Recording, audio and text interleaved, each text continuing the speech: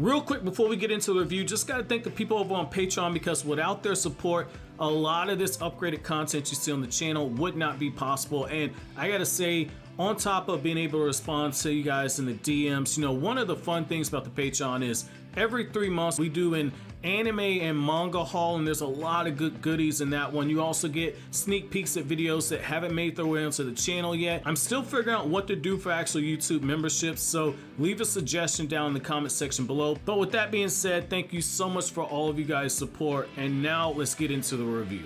Yo, what's going on, everybody? It's your boy Naruto Explain here, bringing you guys a review for Boruto episode 197. And now that episode 197 is done in the books, man, I know a lot of you guys are saying we're gonna be eating good next week, man.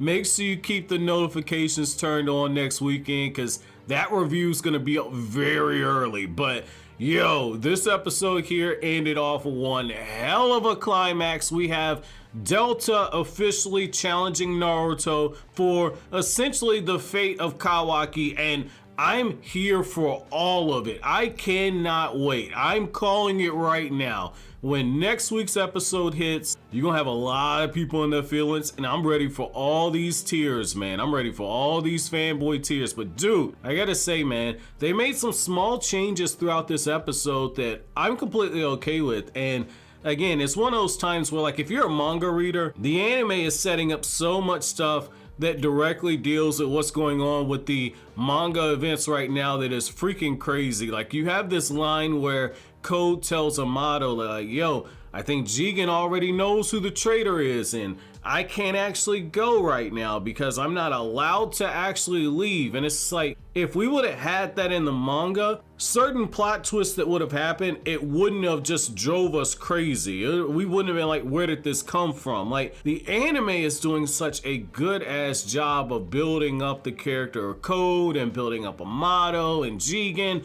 Like, this is so interesting right here. This is so interesting to see what they've actually done. Now, the other thing though, the other thing that I find very fascinating is the way that Naruto handled Delta. Like, I knew how Naruto was gonna react when he found out that Delta was on her way into the village, and I like how the anime clarified where exactly. It looks like there's some trees behind the Hokage Tower, so when the chapter came out, I wasn't necessarily wrong. I said that Naruto was fighting inside the village, which is why he can't use like a Biju Dama or something like that. But I like the fact that the anime shows like, nah, there's a training ground that's directly behind the Hokage Tower. That's where all this is taking place, and it makes sense. They don't want Kawaki to be in a situation where he's actually acting outside of the village. They want him confined inside the village, which keeps up with the whole promise that Naruto made to the 5 Kage. So I like that little bit of detail right there that was added. I also thought it was kind of cool how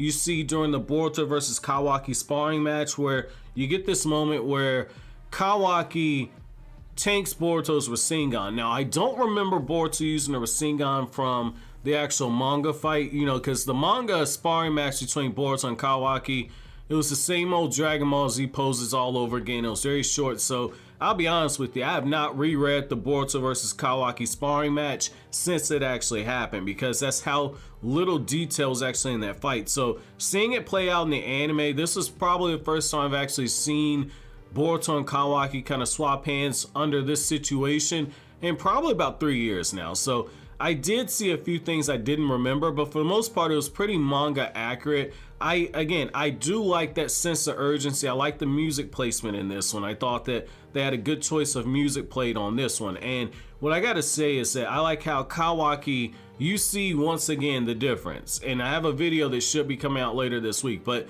you see the difference between how Kawaki was raised and how Boruto was raised. Because Boruto, the way that Naruto trains him, it's like, okay, son, we're gonna try this. Are you okay with trying this right here? The way Jigen does is like, yo, I'm gonna fire this big ass chakra blast at you. You better absorb it. Oh, you got shot in the face with it? Suck it up and try it again. Like, that right there, that's the difference between how these two got brought up, and I love seeing every single minute of it. I love seeing every single minute of this because it just shows you that when that inevitable split between Boruto and Kawaki happens, it's gonna be one of those nature versus nurture things. So I thought that that was kind of cool to see there. I also thought that, you know, backing up a little bit, I did like the fact that the anime is doing a good job of, you know, making it seem like Kashin Koji has ulterior motives, because Kashin Koji's like, you know, Kawaki, I've got big hopes for you, as do I have big hopes for you, Boruto Uzumaki. And so I like how that little thread is kind of thrown out there, and then right after that, that's when you have the code and the Amato stuff, and Amato is still looking for the traitor. You know, I was a little worried that they forgot the whole Among Us storyline that they were doing. Like, there's an imposter among us. Is it Boro? Boro looks pretty sus. And you have code sitting up there saying like, yeah, I think Jigen already knows who it is.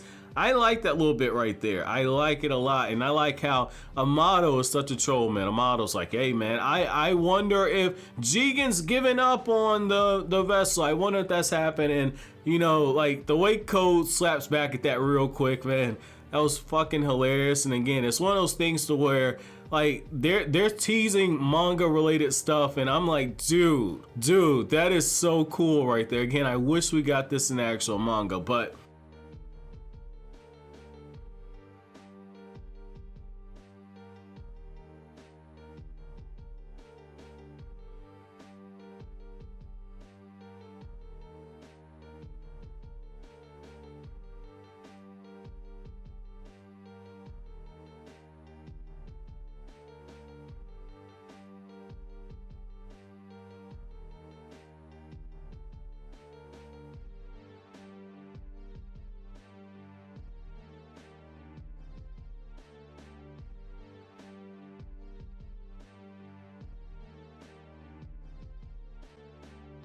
the fact that you have this moment where when you look at it, Kawaki, the reason why he's saying it's a waste of time putting the vase back together and everything, you know, Kawaki and Boruto, they're projecting their actual emotions onto one another without realizing that's what they're doing. So when Boruto says like, oh, you get a little bit of hard work and you just want to give up. No, Boruto, that's you. That's your ass. You're the one that's like, oh, this is too hard. Cheat code. Press the start button and start inputting cheat codes and get maximum health bars and everything. That's you. That's you, Kawaki. Kawaki had to work for everything he got. So I like how Kawaki's like, no, it's not the hard work, dumbass. What it is I'm looking at this and I don't think that this is necessarily the best way for me to be spending my time. And what that really is Kawaki, he's looking at that vase, and the way that they're doing it symbolically, for anybody that's wondering, essentially putting that vase back together is Kawaki putting his own humanity back together. And so that's why you see it. Like, really what you're seeing right there in literary terms is essentially that vase is a anchor for Kawaki's character. It's what's really keeping him grounded in the Uzumaki household, and that vase is also a representation of Kawaki's shattered spirit, and how the longer he's spent inside of the Uzumaki household, that vase has been getting built up the same way that Naruto has begun to build up Kawaki's soul. So I like that. Again, it's one of those things where if you can pick up on the literary devices that they're using, it's actually pretty brilliant writing that's going on right there. So I thought that that was pretty cool to actually see that aspect of it there. Now, the other thing I will say is that we actually have some really beautiful shots of Delta, and it ain't one of those things where it's like, oh man, you simping for, you know, people said that over on Kryptonian Sane when these chapters came out, but you get this shot here where Delta, when she goes in her absolute rage saying, I'm so peeved and I'm getting ready to pass out, like, but I gotta say, man, the attention to detail to show just how outraged the Delta is, and the small stuff where you see like her eyes shaking and the eyebrows and how everything's narrowing, and you see the shadows underneath her actual forehead and eyes and the sweat drop. Like, to see how irritated she is, that is freaking beautiful. That is freaking beautiful to see that right there. Like, I love that. Like, when you hear me say in the manga reviews, like, I wish that Ikimoto would kind of slow down a little bit and capture more of those scenes. Like, I love that. That extra detail on there. I freaking love that.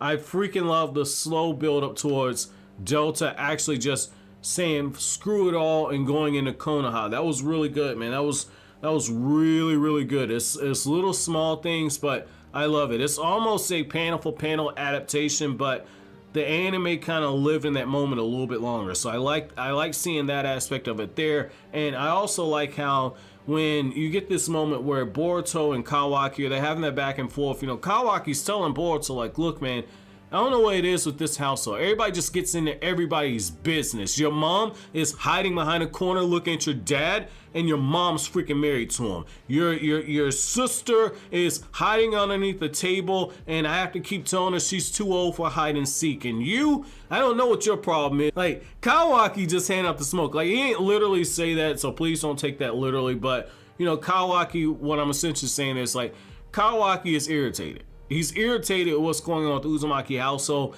and it's not because they're getting on his nerves so much as Kawaki is irritated because he's never actually had somebody take this much interest in him, and the whole household has taken interest in him. And that's the beautiful thing about it is Kawaki, for the very first time in his life, he's actually surrounded by love. And so that makes that moment when Delta appears in front of Naruto and Delta's like, I'm about to whoop your ass and I'm gonna take Kawaki. And Kawaki, I can tell from the way that you are looking at me that you remember the way that my punishment can be sublime. Like, I love that because what that shows you is that Kawaki has grown to the point where he's accepted being loved by the Uzumaki household, even though he resists a little bit because our boy, he's, you know, a little bit of a tsundere. But, you know, the fact is that my dude is actually sitting there and he's terrified of going back to the car organization. He's terrified of Delta, and he's actually having to trust Naruto to actually handle the situation. And that is a tall order to ask, by the way, given everything that's happened. Like, Naruto's getting ready to fight in one hell of a handicap match. He's outside of the Hokage office, but he's just beyond it in the personal training ground of that Hokage back there. And there's villagers all around. He's got small children that he has to protect in Boruto and Kawaki and Himawari. Like, this is so good. You know, you're getting ready to see Naruto fight. Naruto's got handicaps, but Delta's strong enough, as you saw in the preview. I mean, Naruto's got to go into his chakra mode. So, I mean, you know, the shit's about to get real on this one, man. Like, I like this, and I'll kind of close out with this part right here because this is a pretty simple episode. So, for my standards, the episode review is going to be pretty short, but I just got to say, man, that one moment where after they got done sparring, you have this moment where Boruto and Kawaki, they do the sign of reconciliation, and both of their karmas begin to resonate, and you see how all of a sudden there's a heartbeat, there's a pulse. And when I saw that, I fucking popped, because in the manga, when Momoshiki appears during this scene, when this happens, you just see half of Momoshiki's face, and it's so sudden. In this one, there was an actual build up to it. There was a pulsing sensation, and I love how Boruto asked Kawaki, like, hey, did you see anything? And once again, you see how Boruto is not telling the whole truth when he's talking to Naruto. He did not tell his father, like, yo, I saw Momoshiki. I think something's going on here. I'm really, really excited to see next week's episode. Like, I have a feeling they're probably going to combine 2 chapters into next week's episode, just given how the Naruto versus Delta stuff actually breaks out. I'm very curious to see whether or not they're going to show us Code going to Boro's religious cult area. I think that that's going to be very interesting. That would also explain how Code knows where it is in the manga. Jesus Christ, Ikimoto, step your game up. But my episode question to you guys is, what were your thoughts if you're an anime-only fan to the Momoshiki scene that takes place here? And the other question I have for both anime and manga fans is, what are you expecting next week with the Naruto versus Delta fight? Let me know down in the comment section below. But as always, guys, if you like anything I had to say, don't forget to comment, rate, subscribe, and share. Thank you so much for watching all the way to the end. Have an awesome day, guys.